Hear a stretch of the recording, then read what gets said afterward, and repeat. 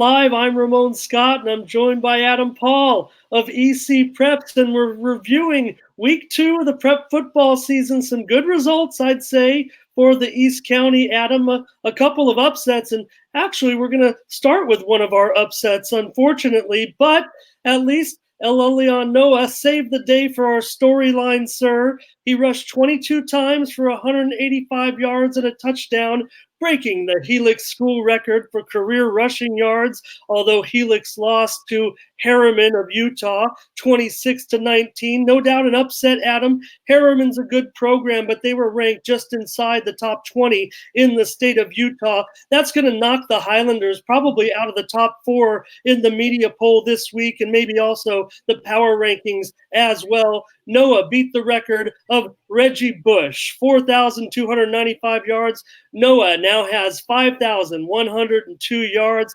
11th all-time in the section. Adam, you had a crew at that game. How did they see it? They, they said one, because, he had to do it twice. Interestingly enough, Vanilla Gorilla and his daughter, Helen, were out there observing Vanilla Gorilla PJ out there taking photos. The first time he went to go try and break it, got pushed back for the negative yards, and then he got it on the second attempt. And when he did it, it was pretty cool. Everybody, I guess, cheered. Interestingly enough, there wasn't a lot of media coverage on it, which I was kind of surprised me. Us and I think there was maybe a couple others, and that was about it. I was really surprised. I figured they, would have been a little more media coverage since, Reggie Bush is a name that's not that long ago, and people still know who he is. He played in the NFL for quite a few years, and his name, just like Alex Smith, still carries weight here in San Diego, and especially here in the East County. If you saw the interview of Helen did afterwards of Elyon, of Noah, he's such a humble person. They lost, and he was, was kind of distracting over there a little bit, but distraught. But he was very humble about it, and he talked, highly of Reggie and all that, and it's like I said, it's such an incredible record.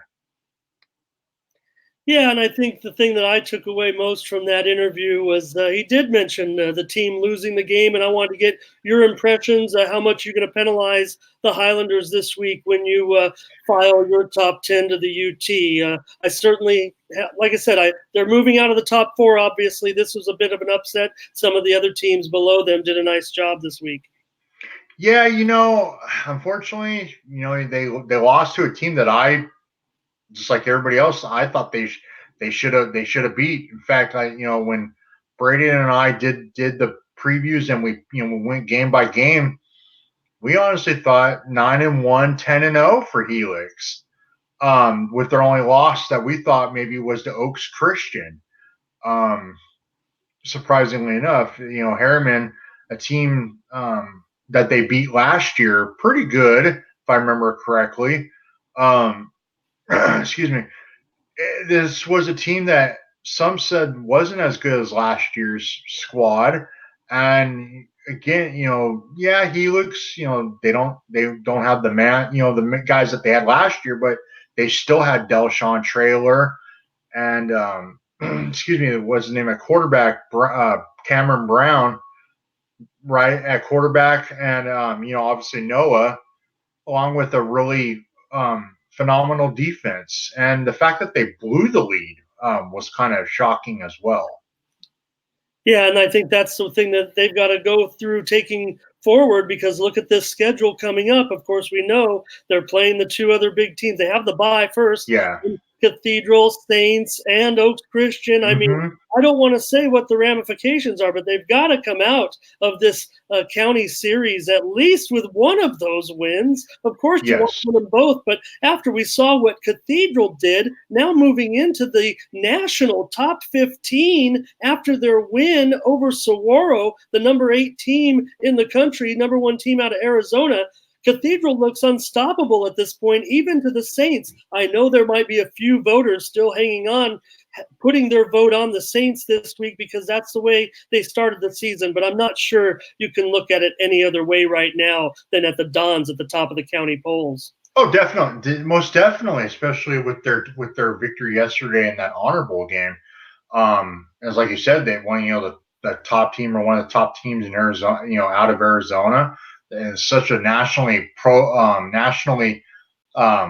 excuse me, game. The last game of the slate of the Honor Bowl, and especially big ramifications for the Open division. Here in San Diego, and also state playoff implications as well.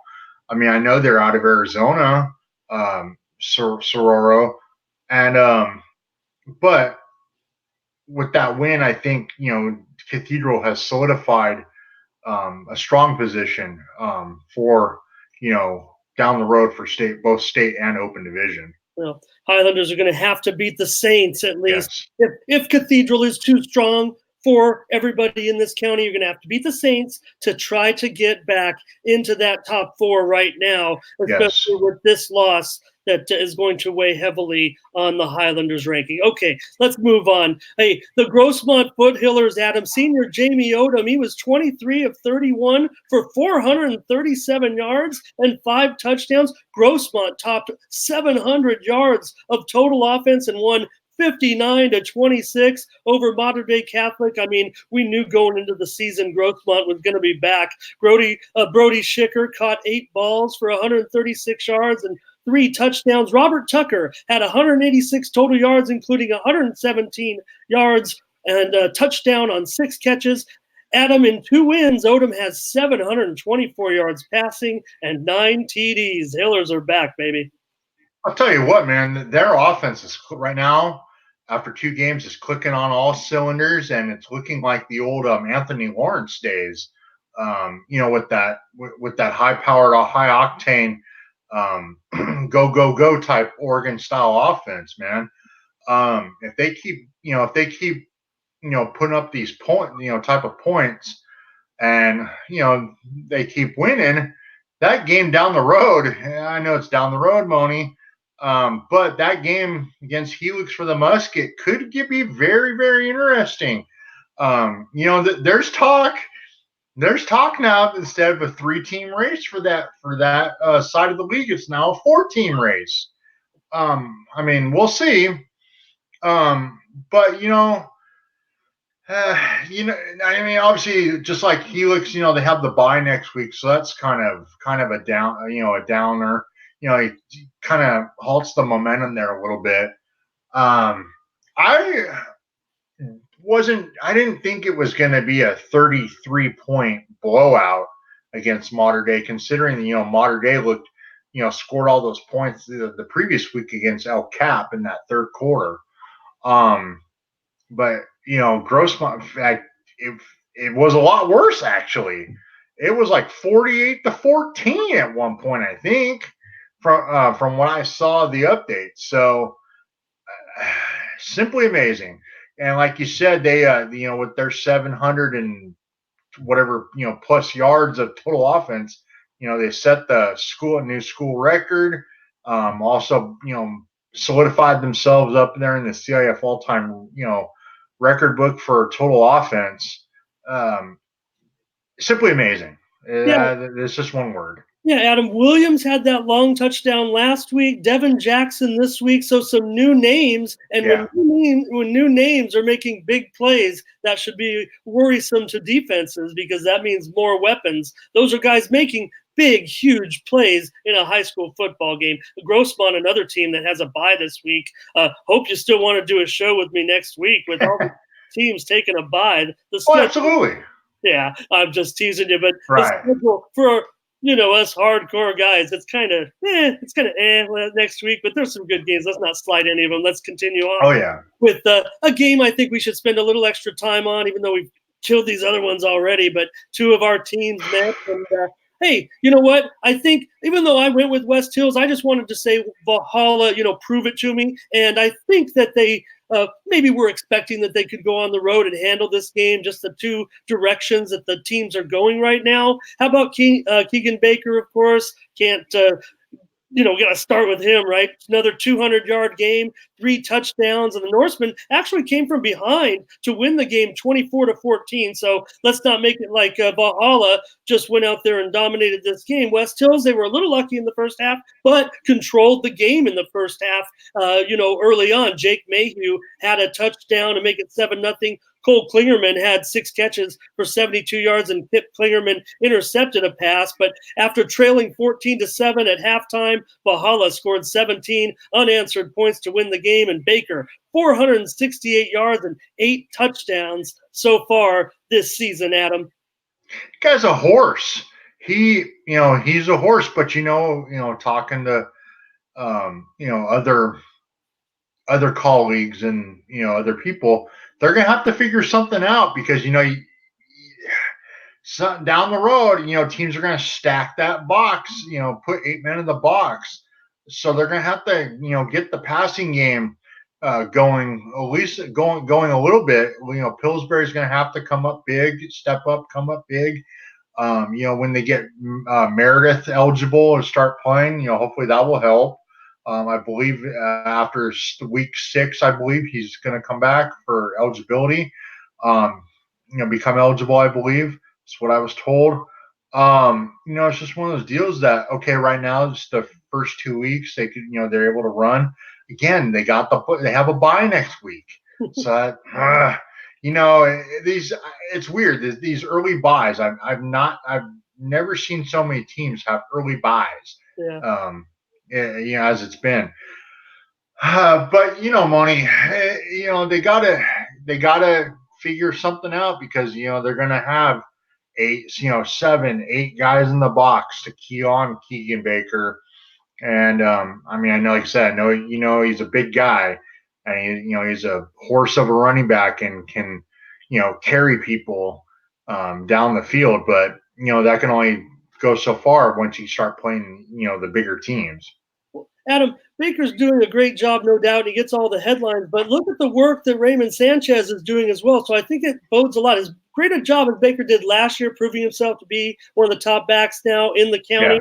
Yeah. Give credit to that offensive line because Sanchez, he had 47 yards on 9 carries, in Valhalla, 270 yards of rushing offense. But if you can help me, maybe not you, but people out there watching this, I'm having a tough time nailing down who these guys are on the offensive line. I think I'll come to some deductive conclusions that I'm looking at Anthony Stephen, Alan Kalasho, and Samir Faraj. But yes, help me if you got any more names for these guys, and maybe Valhalla will reach out to us because those guys are doing a great job. And I'm not too good at putting 2 and 2 together and trying to figure out who the other guys are. I know they have a couple of other standouts on that offensive line, but just want to make sure that those are the guys that I'm looking at when I'm watching those great Valhalla highlights right now. They're definitely looking good. They're going to travel to Hilltop after their bye, and West Hills, just a concern here, Adam, they're going to take to the road next week for a game at Santa Fe, Southern Section team in Santa Fe Springs. Now, they should beat that team. They've handled them in their little out-of-section series here, but West Hills, a team that played for the championship, the league championship in the last night of the season last year, they're down to 23 players right now. What's the concern over there with the Wolfpack? Just like everywhere else, numbers are down. Injuries, it's obviously not grades, not grades because, the grading period hasn't occurred yet, but, you got injuries and stuff. I haven't heard of any, serious injuries having occurred yet, knock on wood, for any of the teams. But it's just one of those things, that, if a player goes down, it's the next man up type mentality type deal. Whether, they plug somebody in or somebody's, has got to play both ways. It's just one of those things that it's a numbers game, obviously. Yeah. All right, Adam. Well, let's return to some of the ranked teams. Look at this one. This one kind of pushed it down the list a little bit, but no disrespect to our Steel Canyon Cougars right now. I mean, you could make a case for them being our local #1 team in the East County, with all due respect. After that 19-14 win over #9 Madison, Antoine Walker caught a 24-yard touchdown pass from Jeremy Mendez-Gal. He blocked a field goal attempt. He had an interception, and the Cougars, Adam, quote unquote, stopped Keontae Springs and the Madison Warhawks. Wes Neely added 93 yards rushing and a TD. I say stopped, Adam, because Springs still rushed 14 times for 168 yards. He still threw a 5-yard touchdown pass even, but when you can do a job like the Steel Canyon defense, holding Madison on their home field in a game that maybe was a toss-up, maybe they were even a slight underdog, huge statement game again for this defense. It's like we're asking them to prove themselves every week, but really they're just turning in outstanding performances.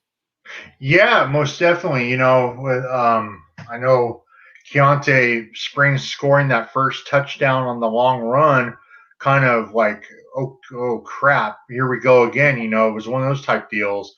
But the defense for the Cougars, who you and I both saw that first week against Eastlake, went zoom, across the field. He ran for, Springs ran for over 100 yards last night, but that defense did a really good job. It seems like, and they were actually up 19-7, I believe, or 19-10 or whatever it was. They were up by more than the 5 points at one point. So it was just one of those deals, that the defense once again stepped up, and the offense, did enough to get the win for the Cougars. Well, I know one team watching that result. We'll talk about them in just a moment. I should have put these teams together, but Granite Hills, that might be our featured game this week, even though it's just one of our teams. But Granite Hills is at Madison this week. So there you go. I mean, if there's any comparison of teams, right, Adam, Steel Canyon and Granite out here. Yeah, considering last year, when I believe that they put, both Steel Canyon and Madison played last year, Madison just boat raced them.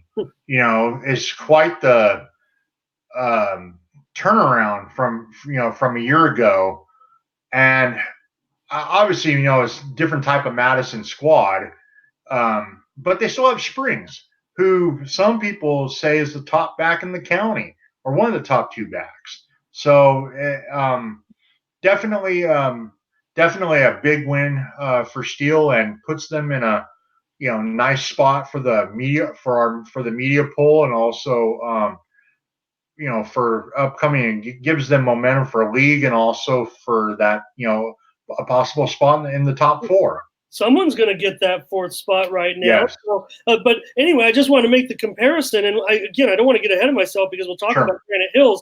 But, the Eagles are going to present a different element to Madison, because I think we can agree that Granite Hills' offense is more productive than Steel Canyon's. But Steel Canyon's defense, as good as Granite Hills' defense has been, I think we rank Steel Canyon's defense better than Granite Hills. So it's going to be a different element for Madison, and I don't know if that will change the result, or if we can expect a similar result. That's going to be for us to kind of predict. But nonetheless, I think it'll be a close game when Granite goes to play Madison, especially with Madison coming off a loss. I think so too. Now, is that game at Granite, or is it at Madison? Well, do I have the site wrong? I'm not sure.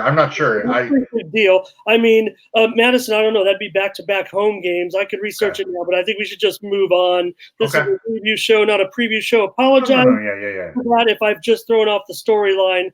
It does say game time 6:30 p.m. on my notes, so that more indicate that it's at Madison, but I might have been right. I wasn't, it was nothing about a preview show. I was just more, like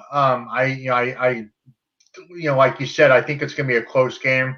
I was just curious where the game was at. When you said that, it made me question myself, because I'm like, Granite Hills, they just, or I should say Madison, playing 2 games like that at home. But, you know how these schedules are. So Yeah. anyway, sorry about that. But hey, let's move on and talk about your Santana Sultans. A great Hey, not mine. We're just, okay, we're my Santana Sultan, my friend, senior Nathan Temple, 15 of 26 passing for 210 yards and 2 touchdowns. And they beat Sarah 31-14. Of course, the storyline had to be Temple, knocked from the season for 7 weeks last year after breaking his collarbone against Sarah. He comes back this time. I don't know. Santana seemed to be pointing to that game. I don't know if it was because they broke his collarbone. I don't think that's it. I think it's because it's such an important game between two of the top 4 teams in Division 4, right? If I'm not mistaken, maybe the coaches did get through to them that was an important game. Brooks Mutaw rushed for 89 yards on a TD, and good old Randy Smith, 7 receptions, 143 yards, 2 touchdowns. So, Adam, just one other note before I get your opinion on that was, interestingly, we talked about Temple's injury, and I understand that Sarah quarterback Tim Zabrowski might have injured his shoulder in this game, which would be too bad. He's a good quarterback, but yeah, I talking to Coach Estes, later on in the evening, late on Friday night. He said that he mentioned the same thing, but he wasn't 100% sure about that. So hopefully it's not too serious because he is one of the top quarterbacks in the county. He's got a lot of talent, and that would really, that would suck. It would be too bad for Sarah because I really think Sarah, along with Santana, are 2 of the top teams in Division 4. And if they were to meet again, say in the playoffs or the championship game, you would want everybody to be healthy for the rematch. Any any inclination as to why they point? Did the coaching staff get it through to the players that it was just an important game? Because our kids sometimes they want to look at league games and forget about the non-league schedule. But as we evolve into this thing with the ratings and everything, it's really the non-league games. It's who you beat that you're not expected to beat, and who you don't beat in games you're supposed to win that affect you the most. Sometimes the league games kind of act accordingly or inform. So you kind of catch these other teams either napping or their rating is wrong, and you get that important victory. This one for Santana. Well, definitely, because it's with it being a matchup of the 2 top teams in Division 4, and it's definitely if both teams do what they're supposed to do, Santana's going to have that home field advantage in the playoffs. That's huge. I don't care what anybody says. Home field advantage in the playoffs, especially say a semi-final, or if they are on the same side of the bracket. If not, then it obviously ain't gonna matter. But to get that higher seed in the playoffs is really big because there are times where it's like, okay, you don't really want to go on the road, but you kind of have to because you lost that game or whatever. I know some coaches will say, "Oh, it doesn't matter," but I don't know. To me, playing at home in front of your fans, that means a lot. And talking to some people that I know that were at the game, I talked to them on Saturday. They said Sarah came out on fire and it actually looked like, that they were the superior dominant team. And then all of a sudden Santana just, turned things up a notch and, turned the tables and went on from there. And I agree with what you say about the home field advantage, especially in high school games. I heard, pretty much the head honcho as far as prep analyst in this town say on his show that the reason we like high school football is the unpredictability. Unfortunately, the reason I like high school football is the predictability and the fact that when something unpredictable happens, it is a huge, huge deal. As someone who likes to analyze football on a lot of different levels, especially the strength of teams, it's hard to find upsets really each week. I mean, there's always going to be a handful, but high school football, it really acts accordingly. The results are very, very predictable. So when you get an upset or a matchup between closely rated teams, it's a huge tiebreaker. And that's why the ratings are working, in my opinion. I don't know, what the future is, but I think this works. And you get all these big matchups that mean things right now at the beginning of the season. These are important games. Oh yeah, most absolutely, definitely. With the 31-14 was the final score. Obviously, I don't know about you, but I honestly did not see it being a double digit contest. I actually thought it was going to be would be like last year, a little bit closer. With both teams' offenses, the way I know Sarah got shut out that first week against Scripps Ranch, but I honestly thought their offense would, having that moment, having the home field advantage, and also the the fact that they lost last year's game at Santana on the last second botch snap. I thought that would give them a little extra incentive this year. With it being a Division 4 matchup. So for Santana to win by 17 points was really interesting in my opinion.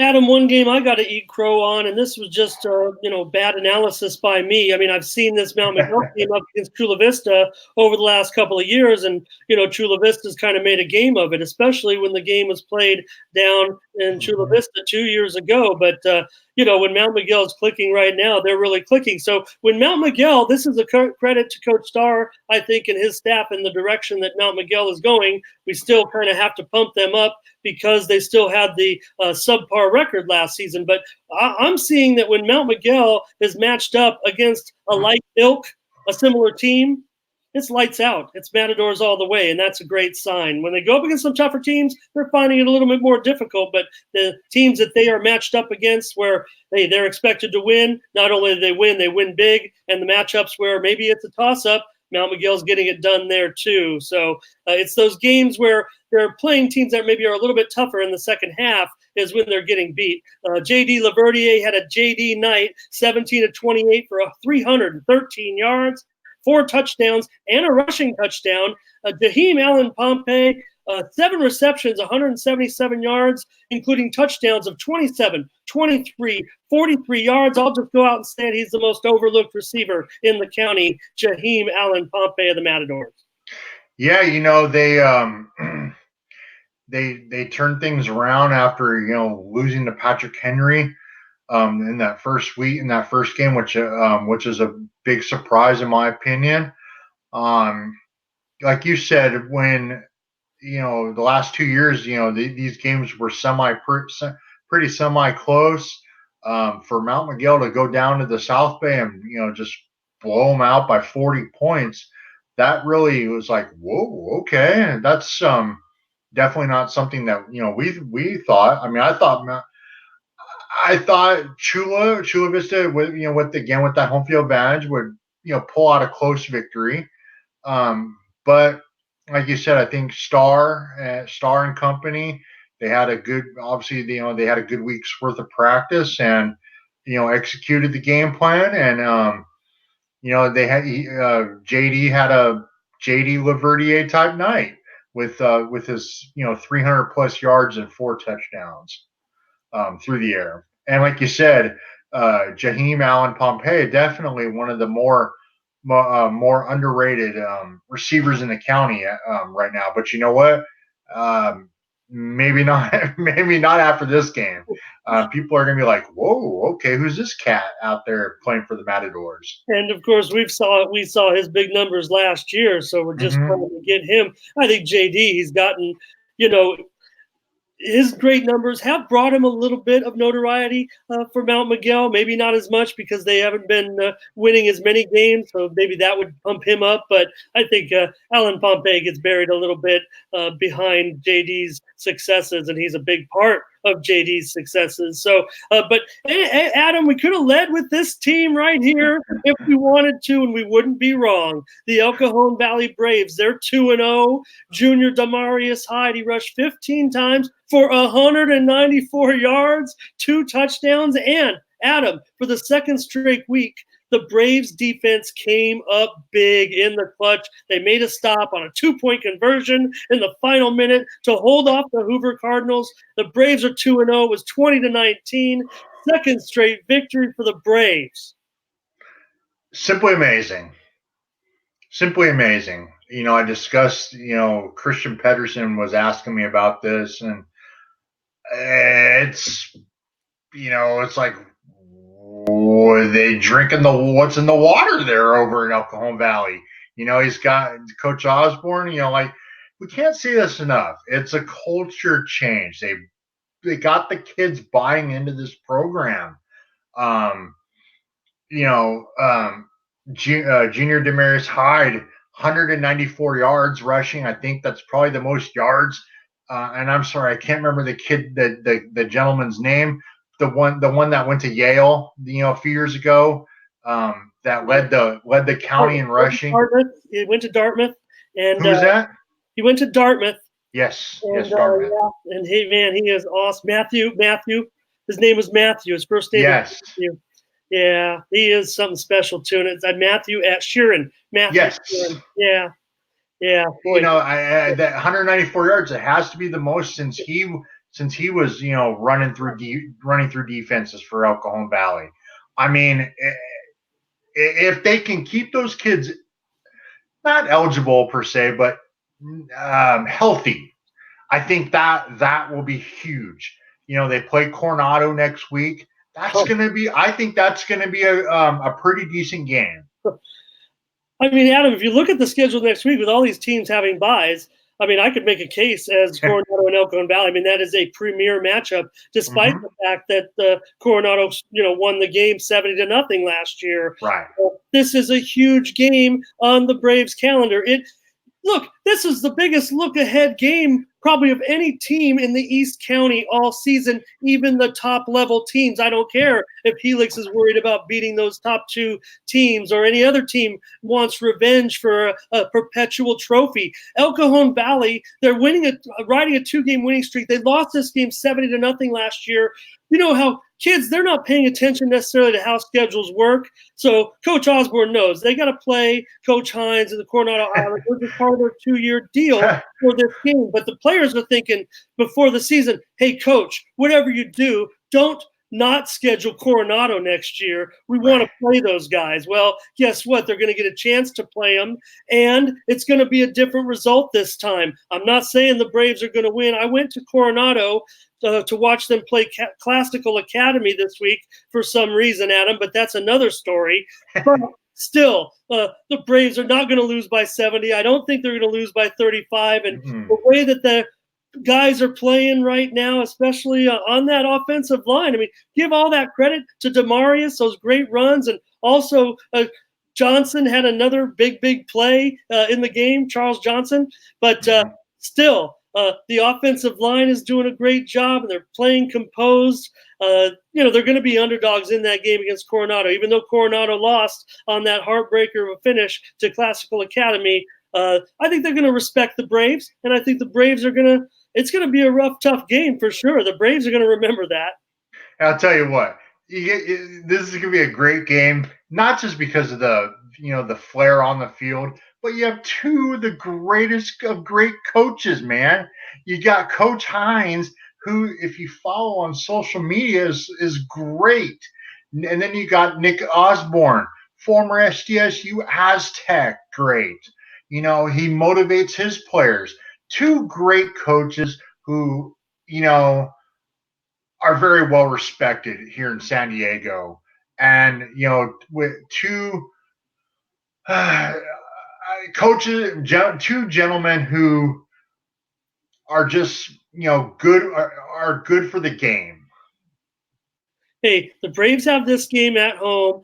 I'll throw in my little personal story just between me and you. Everybody can fast forward the next 2 minutes. I'm going to give Adam my media story from this week because I was stuck on a non-East County game. But obviously, Adam, it had the best finish of any game in the county this weekend. And I think it was the play of the week, with all due respect to Keyshawn Smith's one-handed catch in the end zone. But I don't know if the video quality was good enough to make the KUSI roll, because here's what happened. The game was dragging on. You went to a similar game with just a ton of penalties, and the game was dragging on 3 hours. So my videographer, Ray Williams, goes back to KUSI. I've got my script written on my phone. I'm ready to upload it, whatever. I just said, you know what, I'm going to stay here. He left with an 11-point game. I have a lot of experience. And I said, you know what, I've seen this movie before. I'm staying here as long as I can before I got to get on that freeway and get back there to turn in a script or just, make sure if they're under control. I got it on my phone. So I go down to the field so I can make a quick exit to the car. You park in Coronado, you find a place on the street, got there early, park close. So I get to the field and I'm like, I'm going to start recording these plays a little bit. I don't know what's going to happen. The game had already closed and Classical was on the comeback. So I'm in my position, one of our favorite positions, right there in the end zone. Hopefully the play's coming to us. They're about 30 yards away. So it's coming down to the final seconds. They're going to have to start taking some shots at the end zone. However, after they converted a fourth down, I continued to panic and I started to move my position. I left a position that was right in the back of the end zone, and you probably saw that final play. And I vacated just to get closer to my car, ended up in the stands right in front of about the 20-yard line, recorded the game-winning play from there. If anybody didn't see it, about a 34-yard pass where the intended receiver or the ball was underthrown. It hit a shoulder pad of the Coronado defender, deflected up into the air, and landed in the hands of the Classical receiver who was at the 5-yard line. He secures the ball. In turn, they ran with that play on KUSI. I was very thankful for that because it really didn't look that good on the phone, but it was definitely usable in a situation like that. I think you go with the game-winning play, and they give a cute little tagline on the bottom in the lower third. It said Ramon Scott vision. But it's funny because that made me feel good, but I was so mad because I left our usual position, which would have been so perfect, Adam. That ball came from the quarterback at about the 40-yard line, and where we love to stand right there in the end zone. The play would have happened right in front of me, and I would have had, maybe a Sports Center top 10 on that video if it was good quality from that position. I was too far for it to do anything with it other than thankfully KUSI, using it. But just a funny story how that game went down. And, I got some kudos for getting that last second play, an exciting finish. But nonetheless, Coronado, they're going to be coming off a victory. And, hey, they're a pretty rough team. And I expect, look, I know Coach Osborne, we talk about the Braves' history, stay away from penalties. It's going to be extremely, extremely important to preach that discipline this week. I think if the Braves do that, they can keep it close. Oh, absolutely. I think so, too. I think that if El Cajon can come out right away, guns a-blazing and play disciplinary, play the way that they've done the last couple of weeks, I think that they can keep it close. And who knows? Maybe pull off the big win, go 3, make it 3-0. I mean, they have the power to do it. I don't know what your calculations say, Adam. I believe the first 2 victories of the season. I don't want to say it like this. If the Braves don't win another game, I think they're in the playoff already because of those 2 wins in that division. Oh, yeah. Just another win will absolutely secure it. But right now, their ranking is actually very, very high in the division with these results and the way things are going. So, let's not get ahead of ourselves. I don't want them to even hear that. But, you could see the numbers are right there. And I think sure, especially if they were to beat a Coronado, who is a higher ranked team.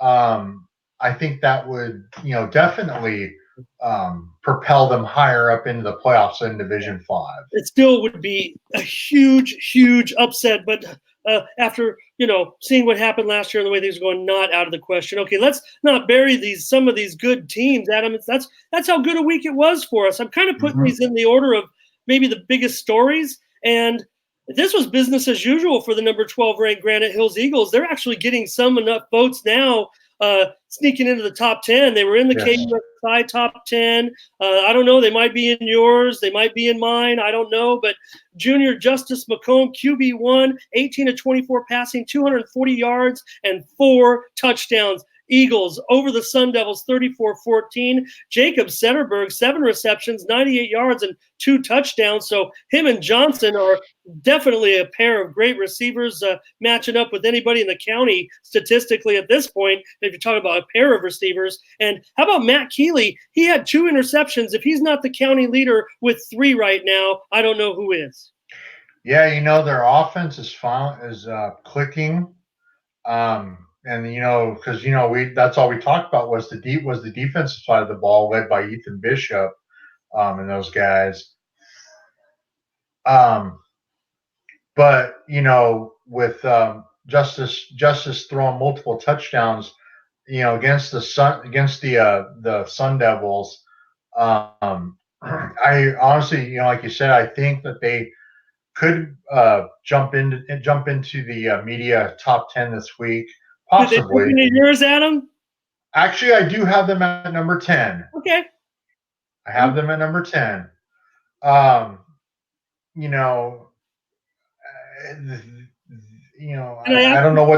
don't know what they had running wise, but rushing wise, but they're gonna have to get that running game, the run game going, to complement McComb. Him, having never played varsity, football before. I know he's got 2 games now under his belt, obviously, but you play a better team. They're gonna make those adjustments. Not saying that McComb and the offense won't be able to make those adjustments, but I think if they can get that run game going, and obviously the defense is clicking on cylinders right now. Oh yeah, and we'll see. We talked about it, so we don't need to go back on it. But Granite Hills plays Madison, so look, Cougars beat Madison, so why couldn't the Eagles? Oh, absolutely. Adam, another good team winning a nice game on the road. I mean, they're supposed to win, and it was a close game, but I think in the end, it proved that the Monte Vista Monarchs, they can put that loss against Lincoln behind them and say, look, we're still the team to beat in the Grossmont Valley League. They defeated Rancho Buena Vista 28-14 on the road. Isaiah Gardner scored on a 66-yard touchdown in the 4th quarter. He also had a 2-yard rush earlier in the game. And hey, quarterback Ruben Silva, Adam, big play alert. The quarterback keeper for 46 yards in the first half. Big play by Ruben. Really, I don't know if we've really seen that aspect from that quarterback system that they have, that running game from the Monarchs, maybe because we relied so much on the running game in the years past. But big play there for Silva, and the Monarchs scored twice in the 4th quarter after the Longhorns had tied the game at 14-all early in the 3rd. It was a scoreless 3rd quarter, and then RBV tied it, but Monte Vista got the last 2 scores and really pitched the shutout the last part of the game. They forced a turnover and forced a turnover on downs, I believe, to end the game.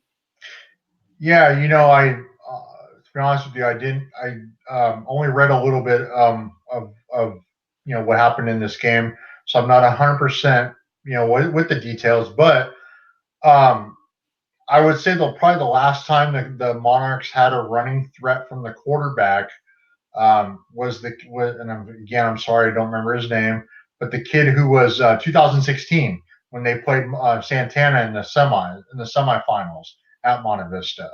That gentleman who was the quarterback was probably the last time they had that, the running threat. To completely shut out, RBV, although they're not the RBV team of the past. But you still have to go up, go on the road up in North County. It's tough to win up in North County. The Monarchs, Coach Hamamoto and his crew, they got those kids, they ran their game plan, and they still are a contender for the Valley League. You bet they are. I mean, we'll see. I mean, see what they can do defensively. I mean, it'll be interesting to see what happens the rest of the way. Kudos to Monte Vista for getting the 14 point, win on the road up at RBV, and like you said, it was tied at 14, and they shut them out the rest of that way in that game. All right, Adam, and I got to ask you about one of our losses. I mean, at least it was a barn burner, if you will. Hilltop won as a son. It got the best of Dad, but only kind of, right? Because El Capitan scored 41 points against the Lancers and son, Ron Berner's defense of the Hilltop Lancers, but El Cap still lost by 6, 47-41. So Adam will fill us in on the details of Coach Ron Berner coaching up against his son, the defensive coordinator for Hilltop. But Wick Hauser, what a game. 280 yards, 4 touchdowns, and a guy that, I don't know, we knew we were going to be calling his name out a lot. We just hadn't really – we saw a little bit in the first week from him, and this week a big game. Kalen Lavallee, 3 touchdown receptions, over 100 yards receiving. Donnie Green had a touchdown run and a TD reception. Green had 166 yards of total offense, but things got a little crazy in the third quarter, Adam. What was there, like 49 points scored? Yeah, it really was. Early on, everybody, it seemed like it was going to be a defensive battle, and as it was a single digit lead at the half, and all of a sudden, I don't know what happened. It's just like an offensive light switch turned on, and it was almost like a holiday bowl almost. I know I got, somebody said, "Oh, well, that's an old reference, Adam," but you know what? I mean, it's really not. I mean, if you know the Holiday Bowl, it used to be always the most exciting game on the bowl schedule. Tell me, there's a back and forth in that third quarter. Yeah, and 48 points scored, 28-20. El Cap outscored the Lancers there in that third quarter. Obviously the game didn't start right away. Obviously, it didn't start right away because the JV game took a little bit longer. But the game itself was marred by penalties, and I don't know what the totals were for each team, but there had to have been at least, and I'm not exaggerating here, it seemed like there had to have been at least 50 penalties combined. Like I said, I don't know what the total numbers were, but talking to Coach Drew Westling, after the game, his defense came up big when it counted, and it was second week in a row that they win the shootout. Yeah, and El Cap had a chance to win at the end there with under a minute.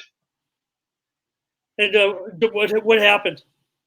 They just couldn't get the first down. They moved the ball down a little bit. They tried the deep ball on the first play. They almost had it. It was just a little too far. And then they moved the ball down a little bit into Hilltop territory and couldn't convert. They had it 4th and I think 3. And obviously the Hilltop just needed to get the one last stop, and they ran the play, and the Hilltop defense again, like I said, came up big, and that was that. And they win the victory formation, and that was the end of the game, unfortunately. All right, well, El Cap, they're at least one of the teams that's playing this week, but Adam, they're going to have to take on the San Diego Cavers on the road. Yeah, that's going to be interesting. Well, there's got to be an underdog there too, I would think. I mean, right now, San Diego, they definitely lost some players, but they're off to a great start again, and their returning guys are in great form. Even though they lost players, the guys back are looking great. So El Capitan got to have a signature victory. Got to pick up something here.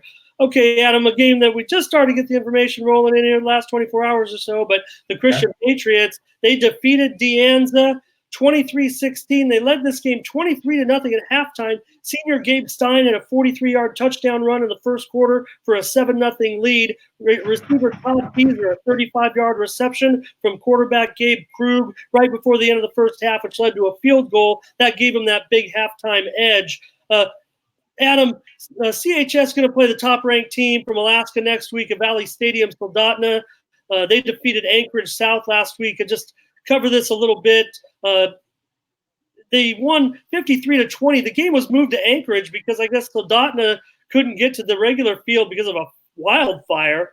And then they fly into town. So welcome, Soldotna. They might be into town checking this out the next day or two down here in San Diego. They were supposed to come out all week and get here late Sunday night, I imagine, as we were taping this podcast. So Christian wins, and they're going to play a team from Alaska this week. That sounds like a pretty good game. Soldotna hasn't won the Alaska State Championship in several years, but right now they are ranked number 1 in Alaska ahead of the perennial champ.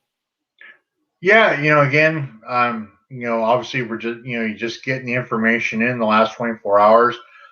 I tried looking up information on this. I couldn't find very much. Obviously, as you mentioned, the Christian was up 23-0 at half, and ended up being a 23-16, a 7-point game. So that's got to be a little concerning there for Coach Oliver and his staff. But it's Christian. They'll figure it out. Like you said, they're playing the number 1 team in Alaska. I don't know what that means because I'm not familiar with them. Like 22 teams in the whole state, but yeah, still, this is one of the 2 best teams for sure. Yeah. So I mean, I think Christian, they'll be fine. Like I said, I know they won. They gave up 16 points after being up 23-0. I think in the end they'll be fine, and they'll do their thing in league and secure a playoff spot. And that game will be right here at Valley Stadium. So if we talk about how thin the schedule is this week, and there's only 4 of the games I think in East County. So anyways, you can go see Christian at Valley Stadium. Yeah, so that's why Granite Hill's on the road, Adam. Christian obviously is at Valley Stadium this week, taking on a team from Alaska. So, hey, if you want to see a team from out of state, kind of unique from Alaska, that might be your game. I'll just mention one other result, Adam. Foothills Christian quarterback Tony Moreau passed for 209 yards and 3 touchdowns, and also rushed for a TD as the 8-man champs defeated New Designs University Park. Blake McIntyre caught passes, 147 yards and a TD. But, Adam, I've got a little something for you to wrap it up here. We're going to keep it under an hour. Great show, by the way.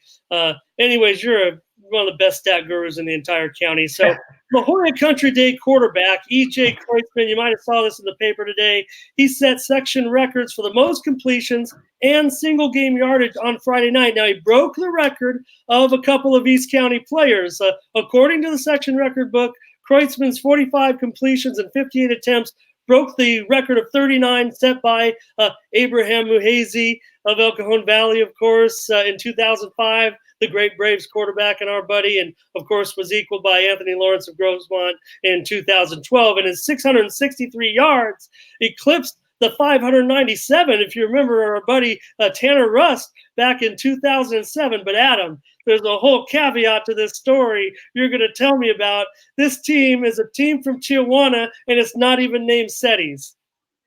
Yeah, it's interesting. I found out these stats last night, so I knew beforehand, before what they reported in the paper, talking to Coach Hales from La Jolla Country Day Online. I don't care who you play, you throw for 663 yards. That's impressive, man. I was actually at that game when Tanner Rust set that record against Santana. I was doing stats at the time for Coach Gross and his staff. So, and the 45 completions again. And I don't care who you're playing, to complete 45 passes in a game. That's pretty impressive. It's interesting. Like you said, you broke the East County records of our buddies, both Abraham Muhazy and then of course Anthony Lawrence for completions, and then broke Tanner Rust's record. A team from Tijuana. Some people will say, "Oh, it's a team from Tijuana," but like I said, you play who's on your schedule. I don't care if you're playing a team from Canada or like Christian's playing the team from Alaska next week. If they set a record, they set a record. You play who you play.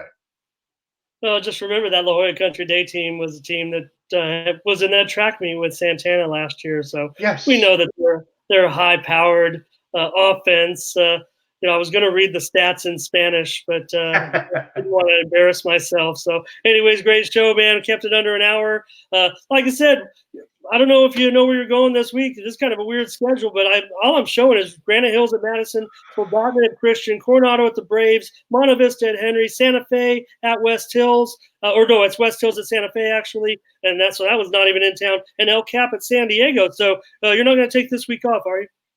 No, I'm not going to take this week off. I'm not sure yet. I know Don DeMars, our buddy, is going to go out and shoot pictures over at El Cajon Valley because Oh, he nice. wants to, he wants to meet Coach Hines. I think everybody wants to meet Coach Hines. I just want Hey, the what was that like last week, Moni? I just want the break, huh? What Oh, was that like last week? Oh, just good interaction with him all week. We did a piece for the PPR with my photographer and I, just profiling their new turf and their new weight room over there, Awesome. and I learned some things about it. A little bit disappointed that I had to go out of the East County this week. Made my job a little bit tougher this weekend, but if I had to go out of the county to watch a game, I'm glad I got to go see Kurt Hines. I'm sorry that he didn't win that game. I think he thought his team may be expected to win that game. I don't think he was disappointed with the effort. Certainly, Sure. I applaud Classical's comeback in that game. It was an incredible finish and one I'll never forget, quite frankly. The better, one of the top games might be the Monte Vista at Patrick Henry, new stadium for Patrick Henry. New attitude. I know they got blown out by Morse, but I think the game against Monte Vista will be a team of a matchup of two evenly matched teams. So I don't know. We've got 6 games on the slate. Got to look at the slate, see what happens, and then we'll go from there. Yeah, just a little bit easier next week, and it's a disappointment a little bit, but we'll find some exciting games on this card for sure. All right. Yeah. For Adam Paul, you can find him on Twitter. You can find him at his website, EC Preps. Find him on Twitter, EC Preps_SD, or is it SD? I don't know. You know what it is, and you know where to find me at East County Sports and on Twitter at Ramon Scott Poker. For Adam Paul, I'm Ramon Scott. Thank you for joining us. Thanks, Moni.